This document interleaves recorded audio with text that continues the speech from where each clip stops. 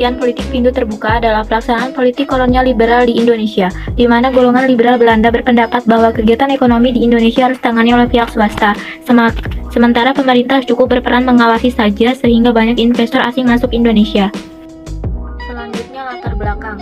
Yang pertama, pelaksanaan sistem tanam pakai telah menimbulkan penderitaan rakyat pribumi, tetapi memberikan keuntungan besar bagi pemerintah Hindia Belanda.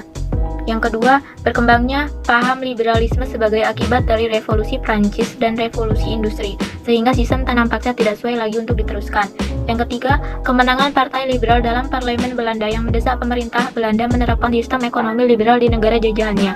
Yang keempat, adanya Traktat Sumatera pada tahun 1871 yang memberikan kebebasan bagi Belanda untuk meluaskan wilayahnya ke Aceh. Ada juga penerapan kebijakan politik pintu terbuka, yaitu pabrik-pabrik baru milik swasta mulai menjamur di Indonesia. Dampak dari penerapan pintu terbuka ini menjadikan Belanda semakin makmur dan penderitaan bagi rakyat Indonesia. Selanjutnya ada dampak-dampak politik pintu terbuka. Yang pertama, dampak positif. 1. Sistem tanam paksa yang memberatkan bagi rakyat pribumi dihapuskan. 2. Banyak modal swasta asing yang mulai masuk dan ditanam di Indonesia. 3. Rakyat pribumi di daerah pedesaan mulai mengenal uang. 4. Indonesia menjadi negara produsen hasil-hasil perkebunan. 5. Pemerintah Hindia Belanda mulai membangun proyek-proyek prasarana untuk mendukung dan memperlancar ekspor hasil-hasil dari perkebunan di Indonesia.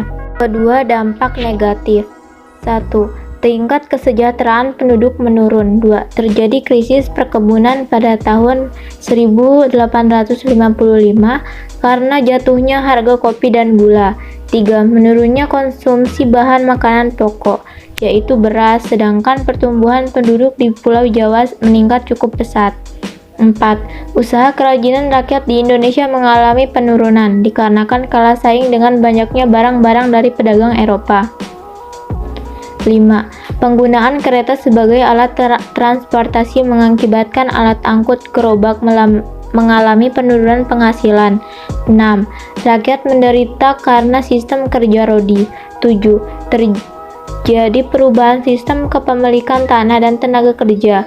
8. Timbul krisis kelaparan karena jumlah penduduk semakin bertambah dan lahan pertanian semakin berkurang karena disewakan untuk perkebunan.